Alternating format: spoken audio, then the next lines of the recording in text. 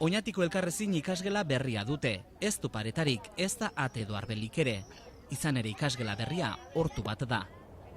Aurten jarri dute martxan hortu hau Agenda 21 egitasmoaren barruan eta Debagoieneko landa garapeneko elkartearekin elkarlanean eta dagoeneko hainbat fruitu eta barazki landatu dituzte.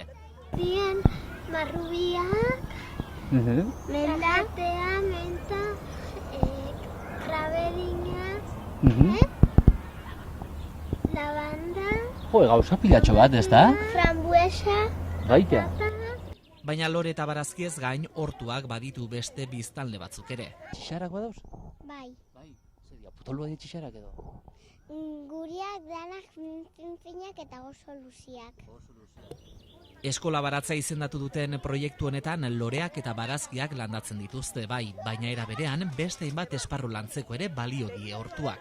Alde batetik, ingurun giroarekiko zaintza, sustatzia, eta beste bat, baliabide hori erabiltzea proiektu sendo baten parte izateko gure kurrikulunean sartzea izango zen datorren urtera begira, gure kurrikulunean txertatua gelditzea hortuaren erabilera.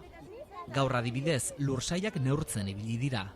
Gure hortuko partzela desberdinak neurtu egin ditugu.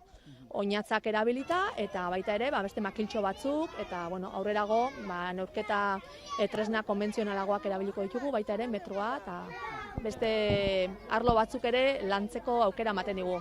Eta proiektu hau aurrera eramateko oso baliagarria izan zaie gurasoen implikazioa. Ekimenaren berri eman genienean, guraso batzuk eskaini zizkiguten hainbat landare eta orduan beraiek ekarritakoak eta gero gure prestakuntzan jasotako aholkuez baliatuta, beste hainbat landare lortu ditugu eta hasiak ere bai, eta hasitegi bat ere badaukagu gainean, gelan. Lan handia eskatzen aldu hortua zaintzeak?